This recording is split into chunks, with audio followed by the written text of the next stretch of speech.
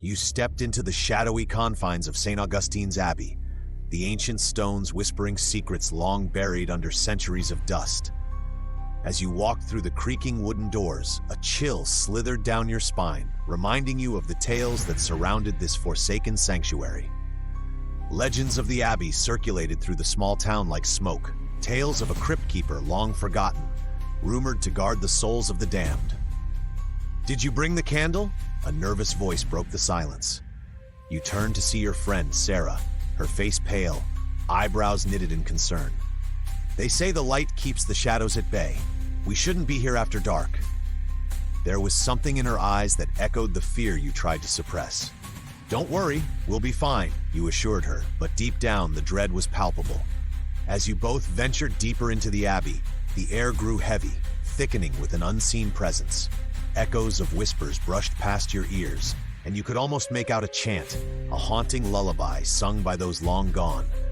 Suddenly, a shadow darted across the corridor, and you instinctively clutched Sarah's arm. "Did you see that?" Your heart raced as you strained to listen, but silence engulfed you, a tight grip drawing you in further. "Maybe we should turn back," Sarah said, eyes wide with fright. Just then, a flickering light emerged from the end of the hall, where an ornate door stood ajar, pulsing with an otherworldly glow. You both exchanged glances, curiosity mingling with terror. "Let's check it out," you said, trying to sound brave despite the surge of anxiety. As you stepped closer to the door, the shadows seemed to stretch, wrapping around you, calling you in. Suddenly, your flashlight flickered and died, plunging you into an abyss. Realizing the darkness was closing in, a thought crossed your mind. What if the stories were true? What if the Cryptkeeper was real? "Subscribe to help us find a way out," you urged, your voice steadying as if the idea alone could bolster your courage. With every step, the chanting grew louder, and the air grew heavier, reeking of decay. Before you fully opened the door, a burst of cold air slammed into you, knocking you back. In the flickering candlelight, the figure of a gaunt man stood behind the door, eyes hollow and haunting. You froze as he lifted a bony finger to his lips, hushing you, beckoning you into the shadows. "Help me," his rasp echoed, chilling you to the bone.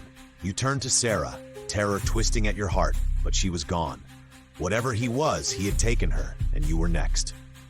Panic surged through you, a dark realization setting in. The stories had always warned of a price to pay. With dread pooling in your stomach, you turned to flee but realized the door had disappeared, the only remaining light extinguished by the encroaching darkness. As laughter filled the air, voices you recognized but would never see again, you whispered to yourself, "It's just a story," hoping to wake from this nightmare.